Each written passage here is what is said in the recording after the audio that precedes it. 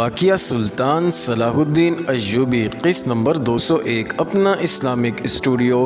ناظرین، اس رقاصہ نے ایک لڑکی کے ساتھ اپنی مخصوص اصطلاحوں میں بات کی تو وہ لڑکی ذرا جھیپ گئی۔ سحر نے اسے کہا، یہ ڈری ہوئی ہیں، میں انہیں زمین کے نیچے سے نکال کر لائی ہوں، رات کو ان کا فن دیکھ کر تم سمجھ جاؤ گی کہ یہ کون ہیں اور کہاں سے آئی ہیں۔ وہ رقاصہ مطمئن نہ ہوئی، اسے کچھ شک ہوتا یا نہ ہوتا، اسے یہ افسوس ضرور تھا کہ ان لڑکیوں کے سامنے اس کی قدر و قیمت ختم ہو گئی ہے۔ اس نے سحر کو اپنے کمرے میں لے جا کر کہا، معلوم ہوتا ہے کہ تمہارا دماغ خراب ہو گیا ہے، یہ نئی لڑکیاں ہیں اور خوبصورت بھی، ان کے مقابلے میں ہم دونوں بہت ہی پرانی نظر آئیں گی، ہماری قیمت اتنی گر جائے گی کہ یہ لوگ ہمیں پرانے سامان کی طرح اٹھا کر باہر پھینک دیں گے۔ تم انہیں کہاں سے لے آئی ہو؟ کیوں لے آئی ہو؟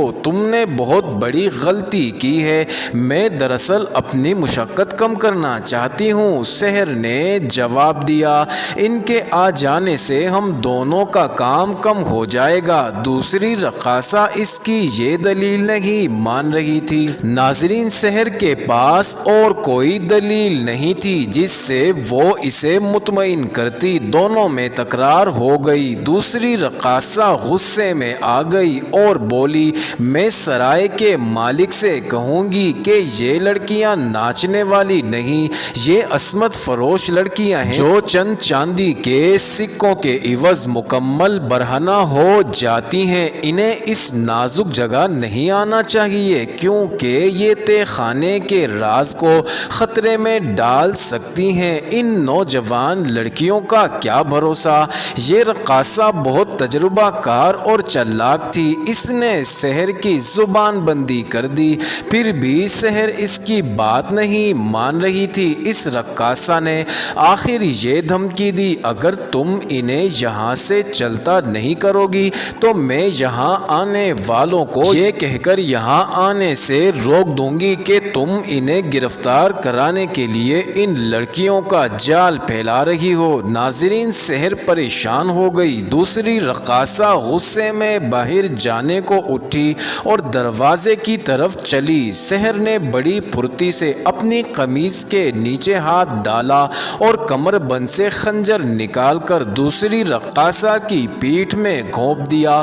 وہ زخم کھا کر گھومی تو سحر نے خنجر اس کے دل میں اتار دیا اور دانت پیس کر کہا، میں تجھے قتل نہیں کرنا چاہتی تھی، بدبخت، تجھے بھی میرے ہی ہاتھوں مرنا تھا۔ اس نے اسی کے کپڑوں سے خنجر صاف کیا۔ ناظرین، رقاصہ کی لاش پر اس کے پلنگ سے بستر اٹھا کر پھینک دیا اور دروازہ باہر سے بند کر کے اپنے کمرے میں چلی گئی۔ اپنے خون آلود کپڑے بدلے اور خنجر کمر بند میں اڑس کر قمیض کے نیچے چھپا دیا۔ رات سرائے کے مالک کے علاوہ 6 آدمی تہہ خانے کے اس کمرے میں آئے جہاں رقص اور شراب کا دور چلا کرتا تھا۔ سرائے کے مالک نے سحر سے دوسری رقاصہ کے متعلق پوچھا تو سحر نے نفرت کے لہجے میں کہا، وہ ان لڑکیوں کو دیکھ کر جل بھن گئی ہے، وہ اپنے آپ کو ان سب سے زیادہ حسین سمجھتی ہے۔ آج رات وہ یہاں نہ ہی آئے تو اچھا ہے، محفل کے رنگ میں بھنگ ڈالے گی، لعنت بھیجو۔ سرائے کے مالک نے کہا، کل اس سے نمٹ لوں گا، اسے پڑی رہنے دو اپنے کمرے میں۔ ناظرین، سحر نے ان 6 آدمیوں سے کہا، ان لڑکیوں کے پاس اچھے کپڑے نہیں ہیں، ان کا لباس تم سب کے ذمے ہے، آج رات وہ جن کپڑوں میں ہیں انہی میں تمہارے سامنے آئیں گی۔ انہوں نے جب لڑکیوں کو دیکھا تو بھول گئے کہ انہوں نے کیسے کپڑے پہن رکھے ہیں۔ لڑکیاں چہروں سے پیشہ ور ناچنے والیاں لگتی ہی نہیں تھی۔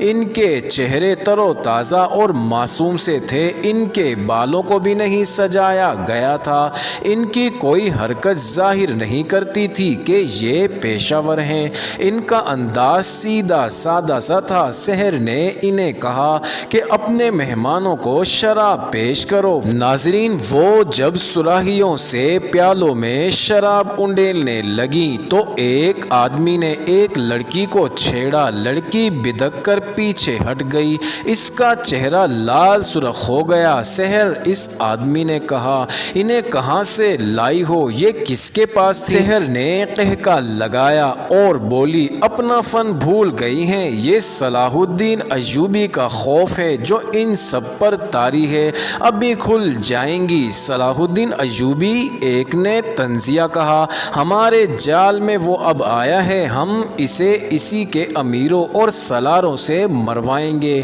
اس نے اپنے ایک ساتھی کے کندھے پر ہاتھ مار کر کہا، اس کا خنجر صلاح الدین ایوبی کے خون کا پیاسا ہے، جانتی ہو نا اسے، یہ حسن بن صباح کی امت سے ہے، فدائی۔ اس نے ایک لڑکی کے گال پر ہلکی سی تھپکی دے کر کہا، ایوبی کا خوف دل سے اتار دو، وہ چند دنوں کا مہمان ہے۔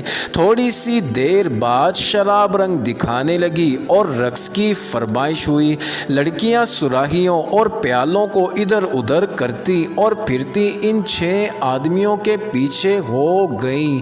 اچانک سب نے قمیضوں کے نیچے ہاتھ ڈالے، خنجر نکالے۔ سحر نے بھی خنجر نکال لیا تھا، اس نے سرائے کے مالک پر وار کیا اور دوسریوں نے 6 آدمیوں کو پے در پہ وار کر کے لڑکا دیا، کسی کو بھی سنبھلنے کی مہلت نہ ملی۔ سحر ہر ایک پر وار پہ وار کیے جا رہی تھی جیسے پاگل ہو گئی ہو، اس نے انتقام لے لیا۔